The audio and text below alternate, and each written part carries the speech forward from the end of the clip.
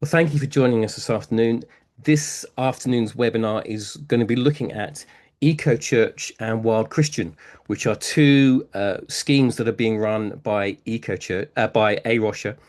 And we're joined today by Polly Eaton and Delyth Higgins, who are both part of A Rocha, and they're going to be sharing about Eco Church and Wild Christian.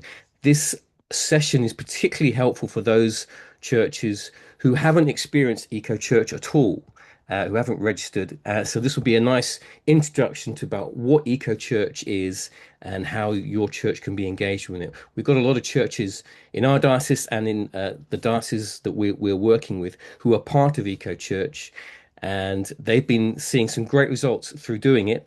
And so we want to help churches get engaged, get involved, and develop that sense of creation care within their parish, as not just a fringe activity, but something that is part of the life and the mission of the church.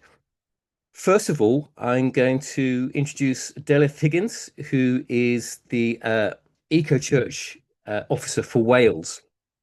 That's quite a huge area that you've got to cover there, isn't it? And Delyth is going to be talking about Eco Church and introducing us to the scheme. So thank you for joining us, Delyth. Take it away. So after my rambling, yes, really nice to be with you. I'm going to take you through how to get started with Eco Church. So the Eco Church survey, you can use it as a tool for action planning, a bit of a map, if you like. One of the great aspects of the Eco Church survey is that it remains the same whether you're going for a bronze, a silver, or a gold award. So the destination isn't changing, and we all have the same underpinning belief, which is that the earth is the Lord's and everything in it, in the world and all that live in it, from Psalm 24. But we might be taking slightly different routes to get to the end point, and we might all start from slightly different points as well. Here is our Getting Started resource, which is available on the website. It's a good place to follow up after this talk, and this is what I'm going to be working our way through for the next few minutes. So the first thing on there is about growing, creating spaces to grow, coming to an understanding of the climate and nature crisis, and making the connection to faith and action can take time for churches and for individuals. So Eco Church is designed to meet people where they are, and it can be used for prompts, for actions, for step-by-step moving forward. But an important part of Eco Church is to grow together as a church community. Spending time learning, making connections, and listening to God is important. And so as a church, you need to consider how you can create those spaces. Maybe it would be a Sunday morning worship service. Maybe it's in small groups, special services throughout the year, maybe getting a visiting speaker, or maybe quite informally through chats over coffee. So how you create such spaces within your church is well worth thinking about. It may be a moment in a service rather than a green event. Maybe it would be helpful to share your own story. Maybe have a sermon series on a particular topic. Have a short video as part of the service. Would it be helpful to have a home group on this topic? Or maybe it could be the focus of a Lent or an Advent study group. Then it's important that you form in a team is really important. Having others around you who can support and motivate and hold you to account. This time it may be a committee or another structure, but when starting out, this may only be 1 or 2 or 3 people. So an obvious place to start maybe is those who you know are interested in green things, but don't limit it just to them. If you've got a youth worker, for example, or a fabric officer, admin support, they can all be involved too. And you'll see as we move along that the Eco Church really does benefit from having varied experiences in the team. So this photograph here is from an eco group, an Eco Gold church in West Wales. So the vicar is there, church warden is also there.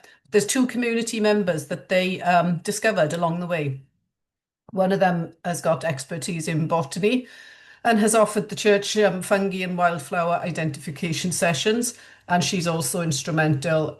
They've been doing some water monitoring in the Great UK Water Blitz. And then there's another person who's got experience with eco retail, so has got good connections with environmentally friendly wholesalers, which is helping them in their lifestyle category. So both these brought a wealth of knowledge and enthusiasm to this group. And a new clergy member as well has joined the team, and she has a special youth and schools ministry. So it's good to bring all these different aspects and experiences onto your group. Taking ownership. So the Eco Church survey itself is a self-assessment for churches. You are the one who works your way through the survey. You make the decisions on what you're answering. And it'll look different depending on your church setting. Maybe you're urban, maybe you're rural, you may be a small congregation, you may be a very large one. You may have lots of facilities, a large building, a small building. You may be very wealthy, you may be very poor. And the demographics of your congregation may also be a factor in this. But we encourage you to engage with the survey in the most useful way for your church. So even if the wording of a specific question doesn't cover your exact circumstances or your practice, it's okay to interpret it and answer it within your local context, as long as you do that with integrity, honesty, and aligned with the overall spirit of the question. Very closely linked to this is making a commitment. The first question of every category asks your church to acknowledge the climate and nature crisis and to demonstrate a commitment to taking action. So your commitment could start with a simple statement such as, we recognise and teach that creation care and action to address the climate and nature crisis are integral to Christian faith, life and worship. We are committed to respond to this by participating in the A Rocha UK Eco Church Award Scheme. There's further notes about this commitment in the survey category overviews, which you can find on our resource pages. So a church might make this commitment by having an agreement to church meeting, a statement on your website or on a notice board, or there's a regular line that appears in your newsletter. This photograph here is a display at St Andrew's Church in Uxbridge. It's all about consumerism and waste. The display explains more about a local repair and borrow library. The display is interactive. People can show their pledge by voting using old milk bottle tops and putting them in the relevant jar, recycle, repair or reuse. It's a great way of encouraging individuals as well to make a commitment, and perhaps as an overall lifestyle event or as a sermon series, for example. Really important message for you to take away today is to have a go. We encourage churches that have not yet started a survey to have a go, because when you first fill in and have a look through the questions, there'll be lots that you can complete at that first instance. There'll be others that things that you need to find out. However, making a start can really help demystify the process and give you an impression of how you're doing. And you may very well be pleasantly surprised.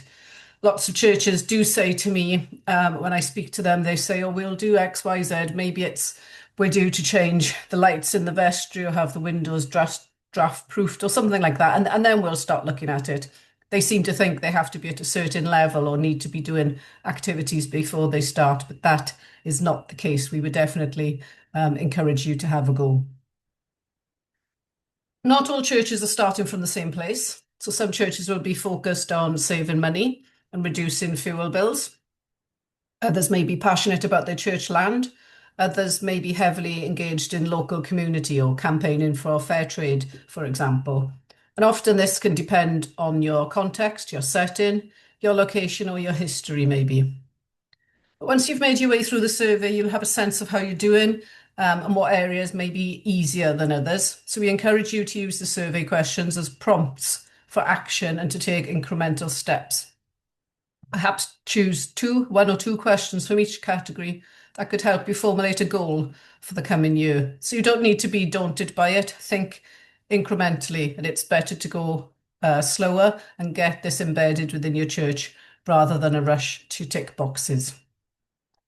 This is a church where they looked at the question in the survey which says, our church grows food. And they thought this was quite daunting. But then they had to go with some fairly straightforward things. You can see some runner beans in those pots outside the building in the photograph on the right. And then on the left, between the sunflowers, they planted courgettes. And now there's stories of children passing by, reaching through the railings to pick them. It's a help yourself system that is working well and no doubt creating opportunities for conversations. This is Flaxburton Church on the outskirts of Bristol. They started engaging in citizen science as they were prompted by the questions in the survey. They used a moth trap to record moths in the churchyard. In July 2023, they recorded 34 species of moth. By the following year, they'd recorded 70. So if you've ever been witness to a moth trap being opened, let me assure you it does really transfix children and often adults who are really excited by seeing this, the secret world that is coming alive at night.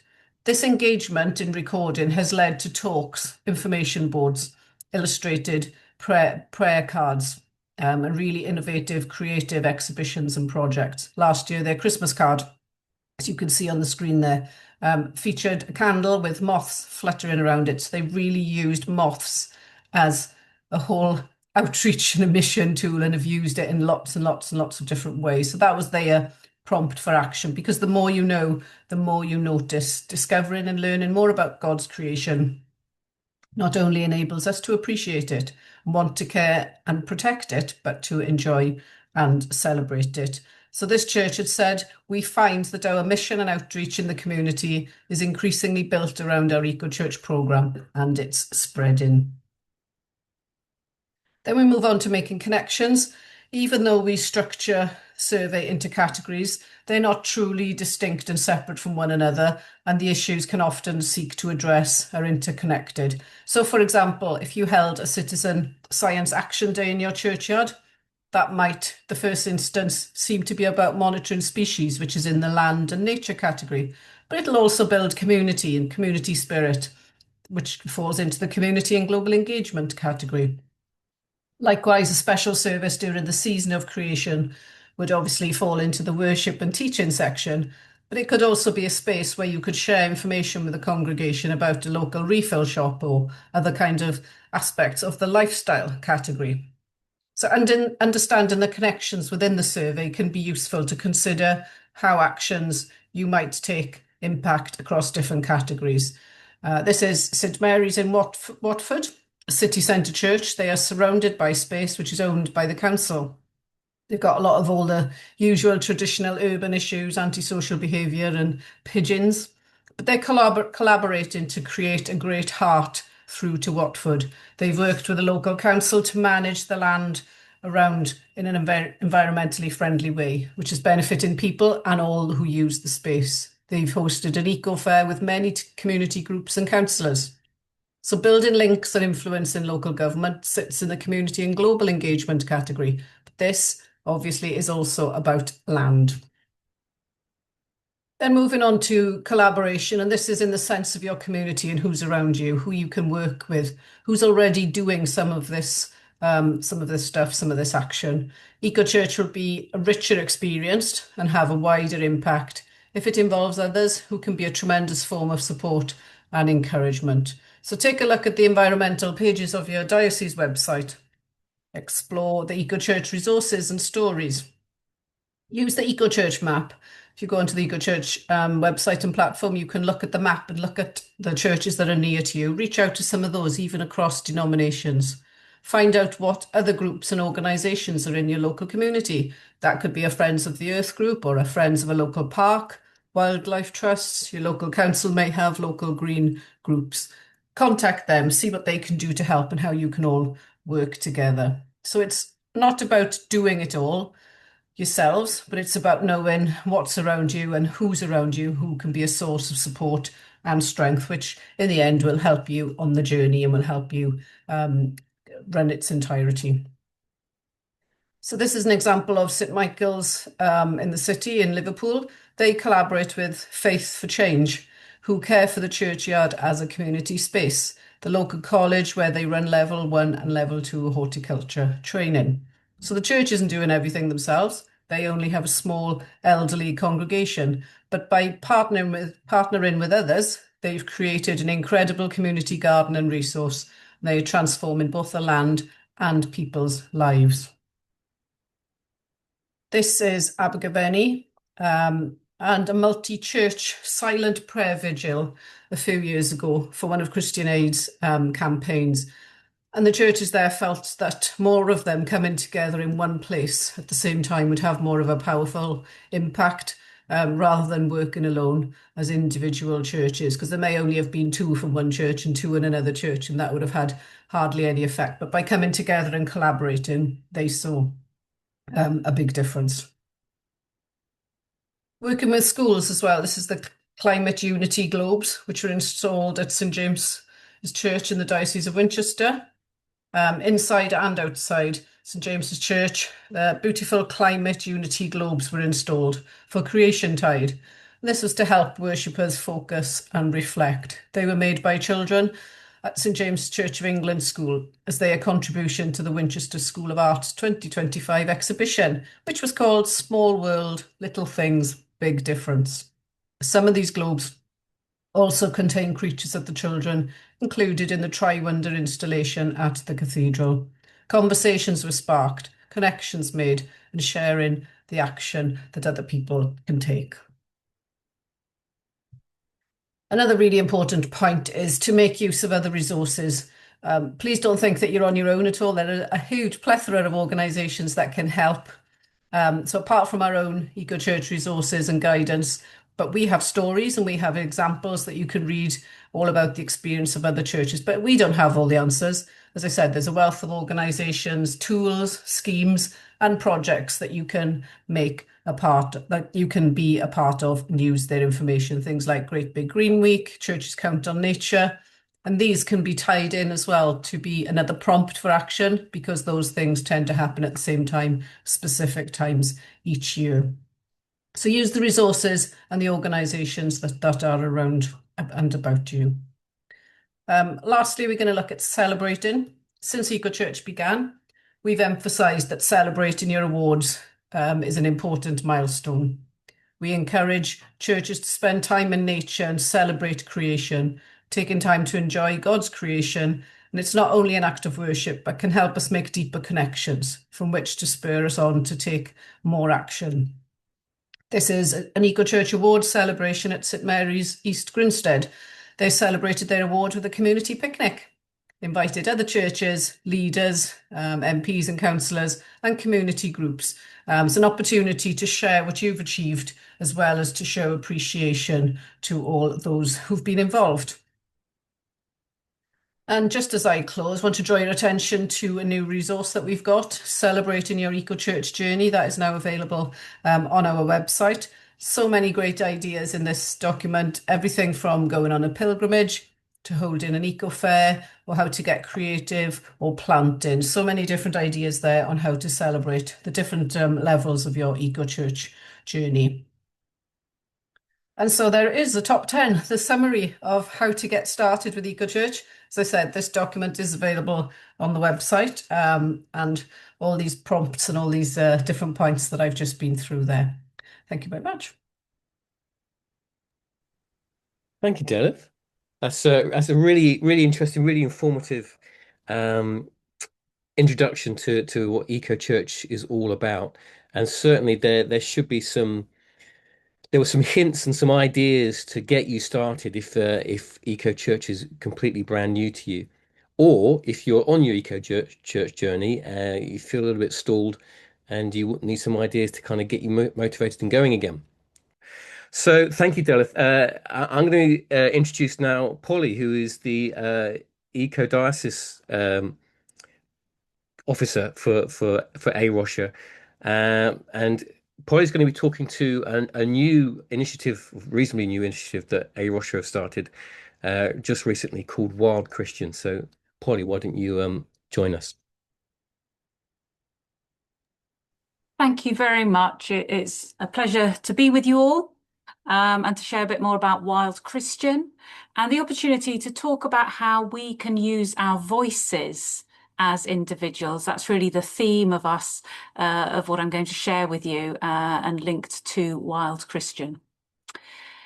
So A Rocha UK is a Christian conservation charity, and not only do we run EcoChurch, but we have these other programs to help Christians take action for creation.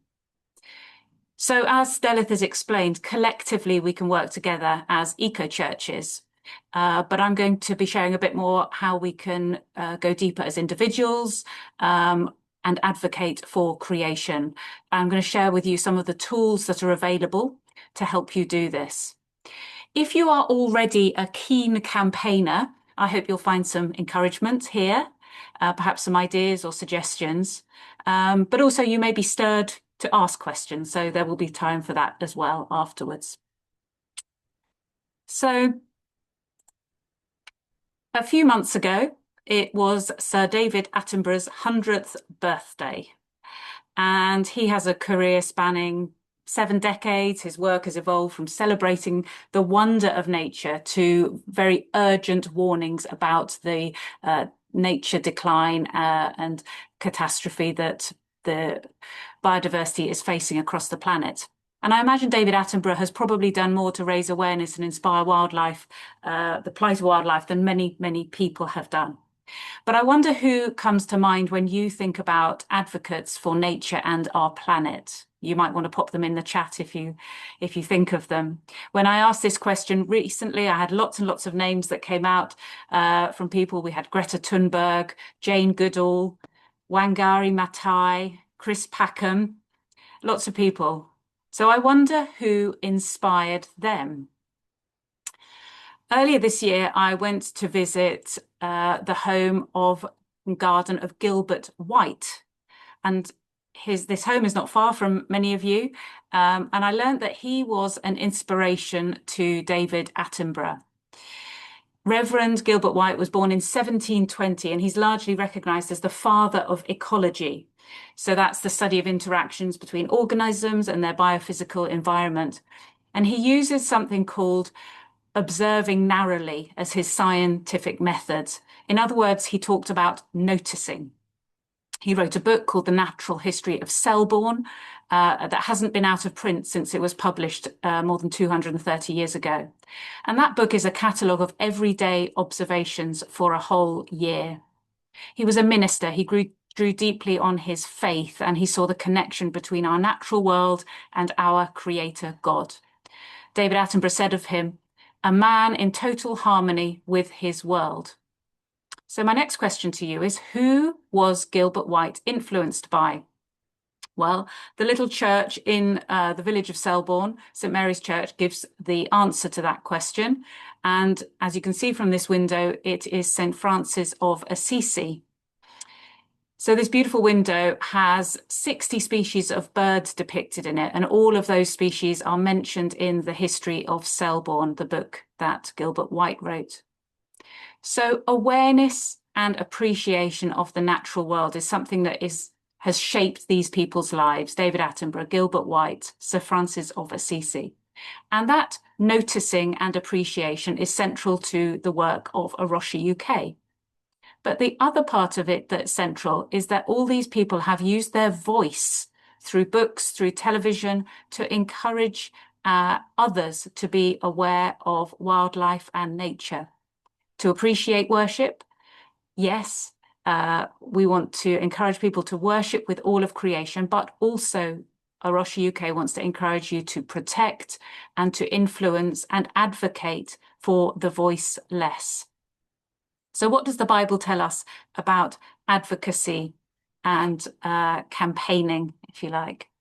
Well, it gives Christians the instruction to stand up and speak up as a form of Christian action. The Bible is full of examples from the Old Testament through to the life of Jesus about this. In the Old Testament, Scripture records how people took a stand against oppressive rulers, unjust laws, about government-enforced idolatry. And in the New Testament, we of course read about Jesus being the ultimate advocate for others, the social justice campaigner, if you like. And he didn't simply talk about this, he acted on it too. Many people reference his dramatic action when he overturned the temples, the money changers' tables in the temple in Jerusalem. Some of us might call that direct action in today's language.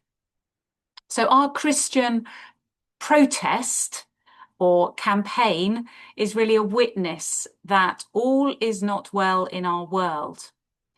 But our advocacy and campaigning is also a testimony of good news and hope. So what does this advocacy and campaigning look like?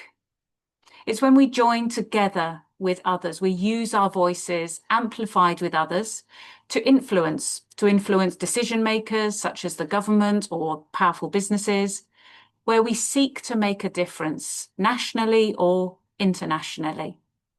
Now, all the time I'm talking, I'm making reference to using our voice, and I'm suggesting we use our voice for the voiceless. Those may be people disenfranchised, but it is also all of creation, those who have no voice. So some of these images on the screen are forms of campaigning, whether they are petitions or letters, perhaps a boycott of certain companies. Perhaps it is a vigil in a public place. It might be in the form of a placard or a banner, or maybe a stall or information sharing.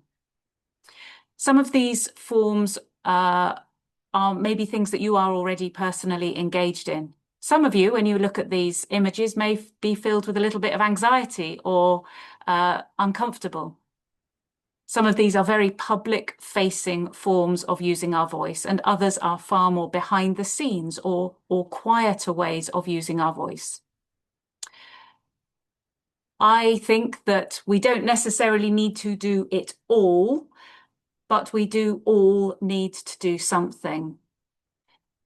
And the body of Christ functions because we all play a part. Wild Christian is about supporting individuals and families and building skills and confidence to use your voice for positive change within your communities. It's a program for individuals and families to sign up to encourage you to enjoy and learn about creation together. In other words, to notice. It's about taking practical action at home in local areas to nurture nature. And it is also about joining with other voices for national or international impact to defend God's creation. Wild Christian offers opportunities to connect with others. So the first thing to do is to sign up to our email so that you can be notified of things, be informed about challenges around climate and biodiversity, and receive news about events to help you to live more joyfully and sustainably. Through Wild Christian, we might share information about campaigns and ways to get involved, but we also encourage you to respond to what God puts on your heart. And we've got a few stories on the A Rocha UK website. A little bit confusingly, that's separate from the Eco Church, but if you search Wild Christian, you will find those stories of others who have taken action.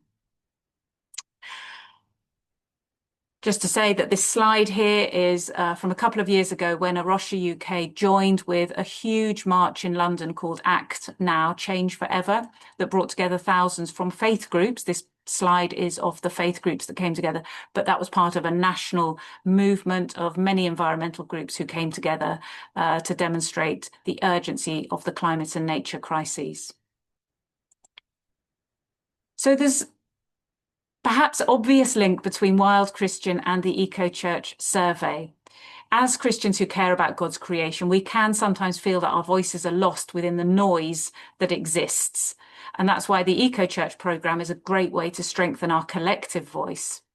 And the most obvious connections are between the Wild Christian programme and the couple of the Eco Church survey categories that Delyth has mentioned: community and global engagement, lifestyle category. Those are the two categories in the Eco Church survey where there's a real mention of using our voice, of reflecting on our roles as individuals.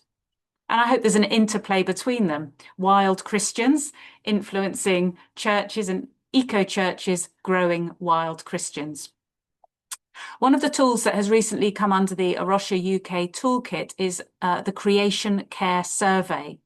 So although this is not yet branded fully, the programme is open and active and ready to use. And I'm just going to take you through a few slides to explain about the Creation Care Scheme. It's specifically designed to help households look at 7 areas of their life to see what they're doing well and to give ideas of how they can better care for God's creation. And the 7 areas are worship and teaching, home, garden, travel, food, possessions, and community and global engagement. There are links on the Creation Care website to resources, and also, of course, we have many resources on the Eco Church pages that would support this tool. Now, the keen-eyed amongst you will clearly see some synergy between the Creation Care and the Eco Church toolkit. And that's true. They are both self-assessment tools. You complete them after reflecting on your progress. They are easy to see progress. They both have mechanisms for seeing the progress being made. So here's a screenshot of the toolkit of the Creation Care website where you can see these dials, clock dials showing you the progress that you are making. They both have awards to celebrate your progress so that you can be encouraged to see where you have achieved bronze, silver, or gold. And they can both be used as prompts for action. They're great ways of just saying what to do next steps. And one of the things also to highlight is there is a correlation, of course, between the categories and themes, worship and prayer, thinking about gardens or land and nature, which correlates with the Eco Church. And there's also a correlation between questions on these two tools. So both encourage personal carbon footprint measuring, both encourage spending time enjoying nature. So while you're working your way through this tool, one of the things it does is it gives you ideas for what to do next, and it can create this rather nice personalized to-do list of questions that you might want to come back to. I appreciate you might not be able to read the text, but as you go through and have a go at the survey, that to-do list can be quite useful. So as I've mentioned, we are not alone, we're part of a church. And as Hebrews says, let us consider how we may spur one another on toward love and good deeds. So churches may like to encourage members to take part in this sub-survey, if you like, and celebrate success, maybe give out award certificates during services, for example.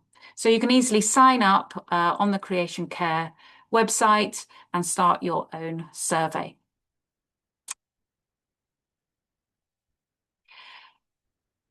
But do you sometimes feel like your action is a drop in the ocean? Do you ever feel, does it really matter if I carry my own refillable water bottle around instead of buying another single-use plastic one? Or does it matter if I walk through a street and wave a placard or sign a petition?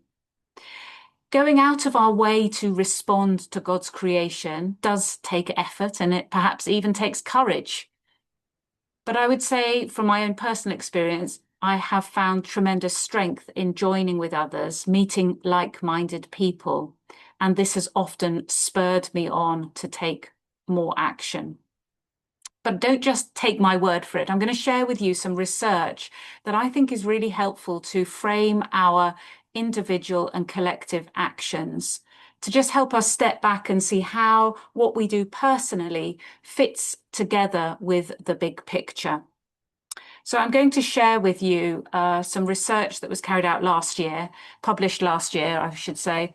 And the research has quite a long title. It's called Choices for Climate Action, a review of the multiple roles individuals can play. I know Matt's going to share the link with you, but it's quite a lengthy document, but it is very accessible. And it helps us understand, sometimes I had this personal dilemma about individual action or campaigning for systematic or systemic change. But actually, this really helps to give an understanding that effective climate action really requires a mix of interventions which address these multiple roles played by individuals. So it gives us a framework and it gives us a diagram, which I really love as well. So it talks about this illustration of upstream, midstream, and downstream influence. Upstream interventions are the structural changes by government. Midstream interventions are those interventions that will affect businesses and local authorities. And downstream interventions are measures which will shape individuals' decision-making. And as individuals, we have significant agency for shaping all of these levels in different capacities as wild Christians. Upstream, individuals, we can influence, as citizens, we can influence the systemic change. We can, if we are not leaders already, then we still have a degree of power as citizens through our voting, through our campaigning or protest, in order to reshape the agenda on climate change to bring about an acceleration of policy and action. We can have impact at the midstream level through the choices we make. For example, if you are involved as a volunteer in local initiatives to enhance nature recovery, or maybe you're facilitating ways to promote a shared economy. Perhaps you hold swap events at your church. Perhaps you promote repair cafes. Or perhaps you are spreading the word about the need for climate action through eco stalls or community events.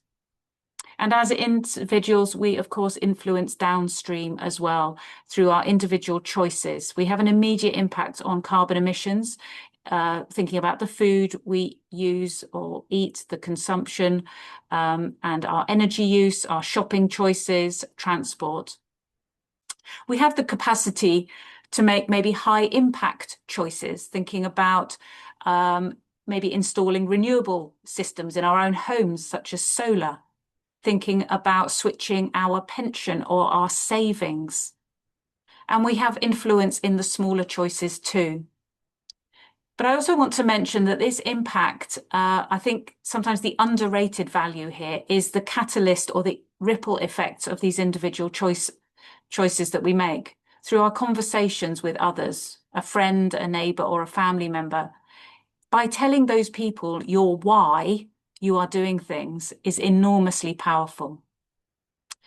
So while we recognize that change can happen, it can also take time. And I'm just going to share with you an encouragement and a reminder that change happens and that the church can be really central to that change. And I'm going to share the story of the fair trade movement, because this story really about the fair trade movement, which began in 1992 with a handful of churches asking simple questions about who grows our food, are they paid fairly?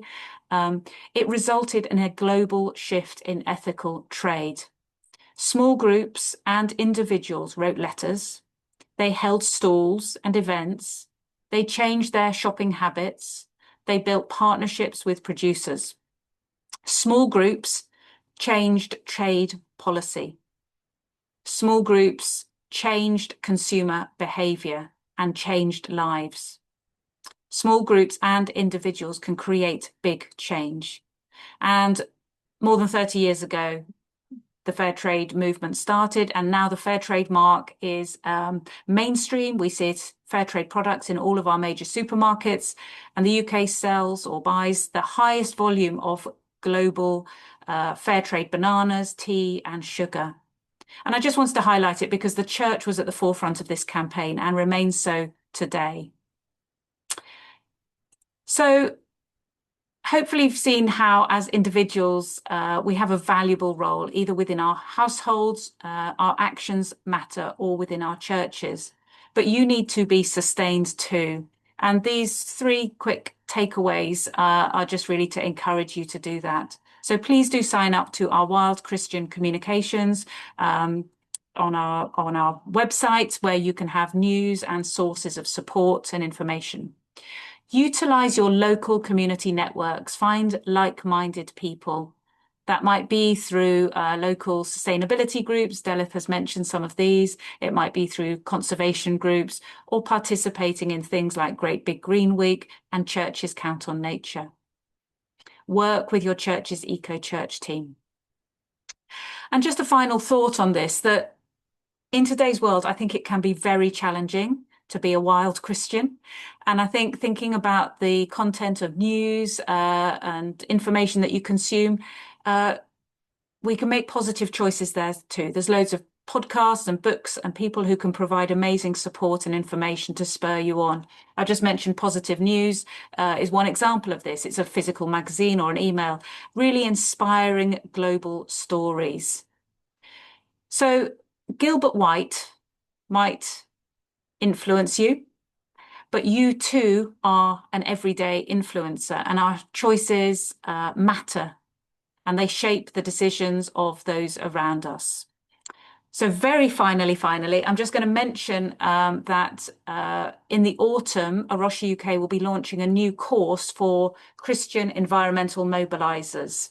I'm going to let Matt share the link with you, but there's a form to express interest if you're interested in this 6-session course covering a number of areas to really support and empower people to take action in their local communities.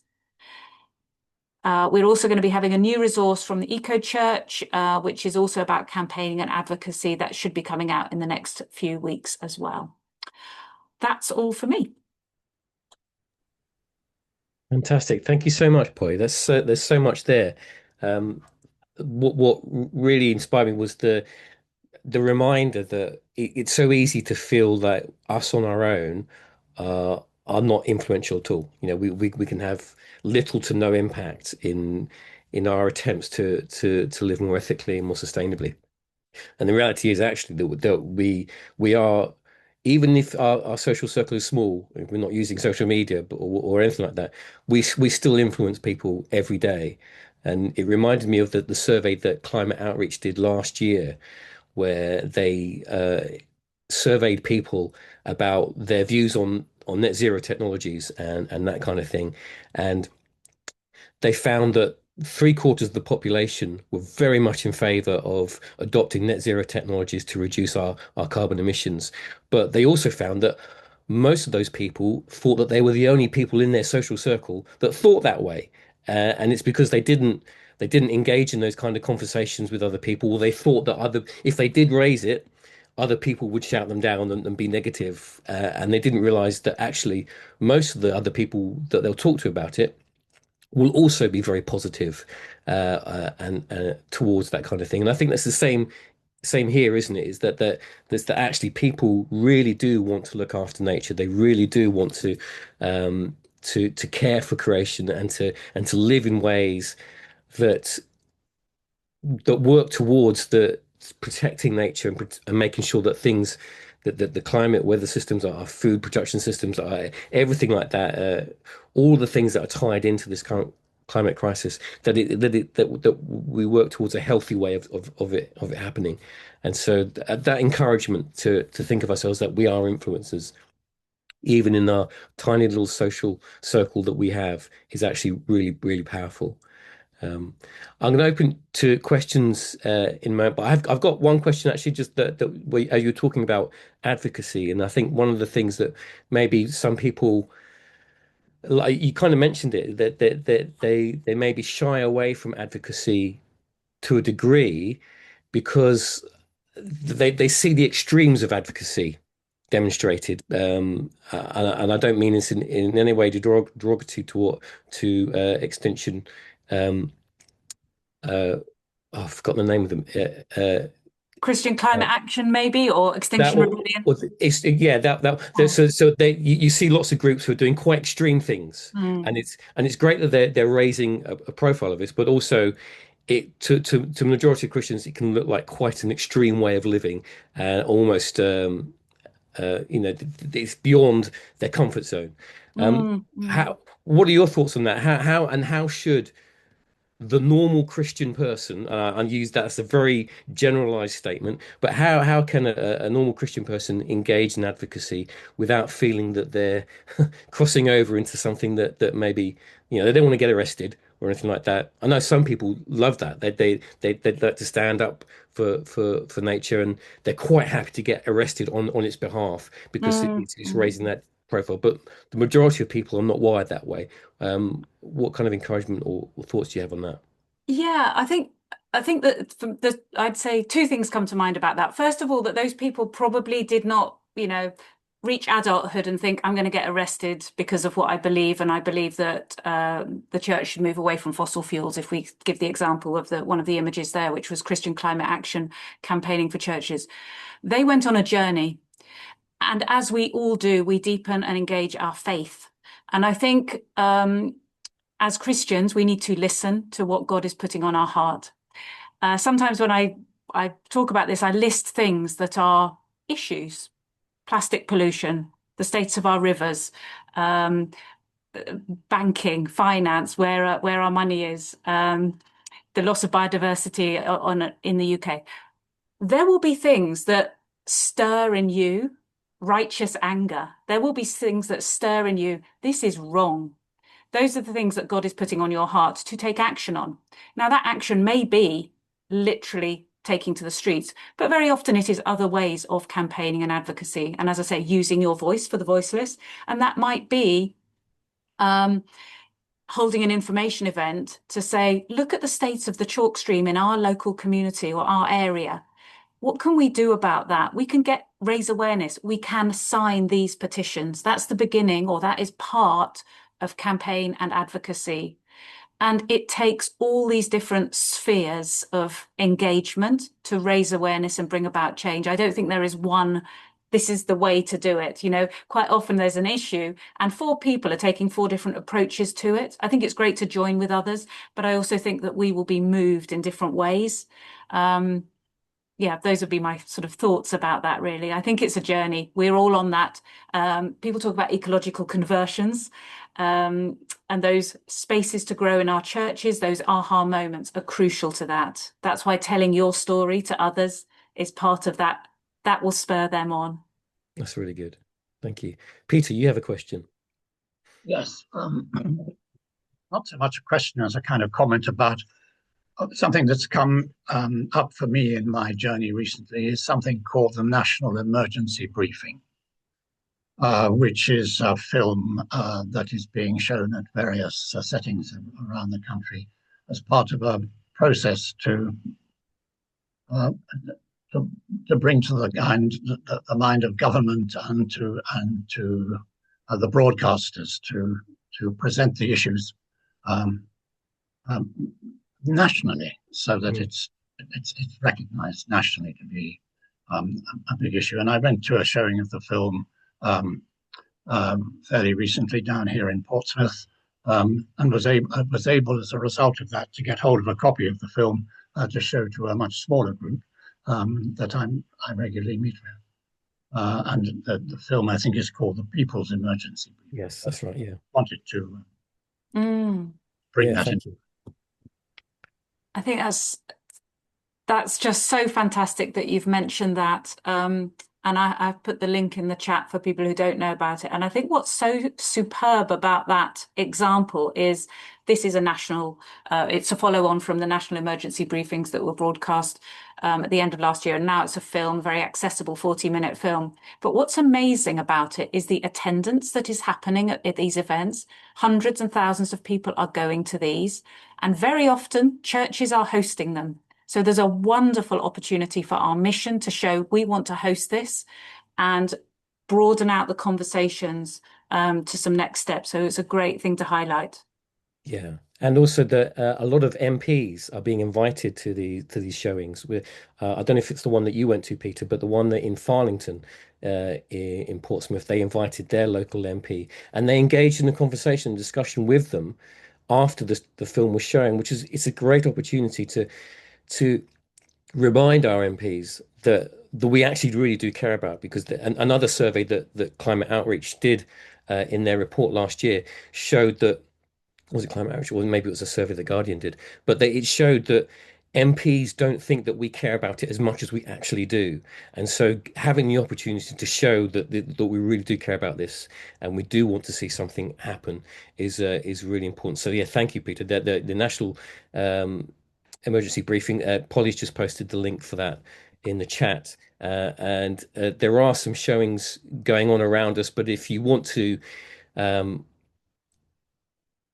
get involved in arranging a showing in your church, then get in touch and I'll help out as much as I possibly can with that. I know that some churches in Gosport are looking to do that fairly soon. Let me just ask this question from Andrew. Thorley Church, which is in Portsmouth Diocese, is right next to a major commercial arable farm that has worked hard. I'm not sure how eco-aware the farmer is. Is there a subtle way of checking out what's being done on the farm? And I guess as well, engaging with that farmer in a way that helps guide them in a more thoughtful way. So I'll jump in, but I'll let Delyth add if there's anything she's got. I think that I think it's a really interesting area. I think that starting to engage with farmers is a valuable thing to do. And obviously, the first thing is being interested and having conversations and somehow trying to build a relationship with those people. And quite often, farmers are striving and interested and want to do things, but economically, and from pressure from the way of farming, kind of can prevent them from doing the things they want to do. But that's not to mean that we need to shy away from those conversations. It can happen. So I do think opening the dialogue first. In my own community, last year we showed the film 6 Inches of Soil, and we actually invited local landowners to come. And it was amazing what they were doing. So some who were really doing some really pioneering work, but it was just brilliant to have them in a room and have a panel conversation and have it. I think sometimes we think of campaigning and advocacy as being quite challenging and provocative, but it doesn't need to be. It can be about conversation. So actually having someone to respond to that film and say, we want to do it. We even had a farmer who said, oh, we should show this again. We could show it on my farm, So there's ways of doing things as an opportunity to collaborate with people is key, but great thought. Yeah. Yes, really good. Thank you for asking the question, Andrew. Before we're kind of closing things down now, so if anyone has got a quick question they want to ask, feel free to do so. But otherwise, I will close things up. Thank you so much, Polly and Delyth, for sharing this afternoon. It's been so informative, loads of stuff there. Just so you know, this webinar will be available online later this week once I get it topped and bottomed and uploaded. It'll be available on our website to catch up with.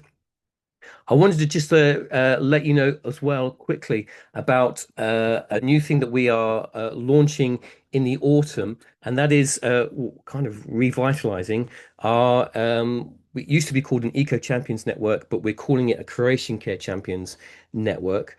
And it's basically a way of gathering people who are engaged in eco church or creation care within their parish in whatever way that or shape that looks like, gathering them to get together into a network where we can engage with each other, we can encourage each other and realize that it's not just us doing it on our own, but we are doing it as part of a collective, a movement across our diocese.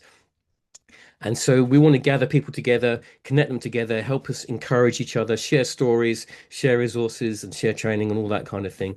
So I'm just going to post into the chat there a link to sign up to say that you are interested in getting involved.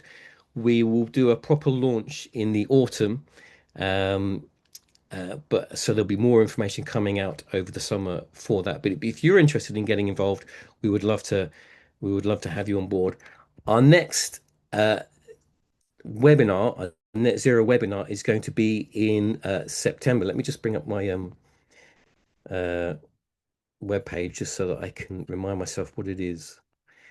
So 15th of September, we are going to be joined by David Richards and Miguel Ferreira, who are from Parish Buying, and they're going to be looking particularly at their campaign, The Great Switch for Creation. And that's really helping churches think about the way that they're banking, the banks that they're using, and whether those banks are operating ethically or are they investing in fossil fuel companies and all that kind of thing. And Parish Buying are providing a way in which churches can rethink their banking and switch to more ethically focused, more sustainably focused banking systems. That's going to be on the 15th of September. Let me just, I'll post the link in the chat for you so that you can sign up and register for that, and do share that out as well. But there'll be information in our environment e-bulletin as well about that nearer the time.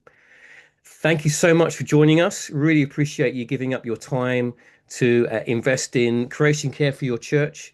And if you do have any questions, feel free to drop me an email. I'd love to follow up with you afterwards. But otherwise, thank you very much, and I will see you again next time. Thank you.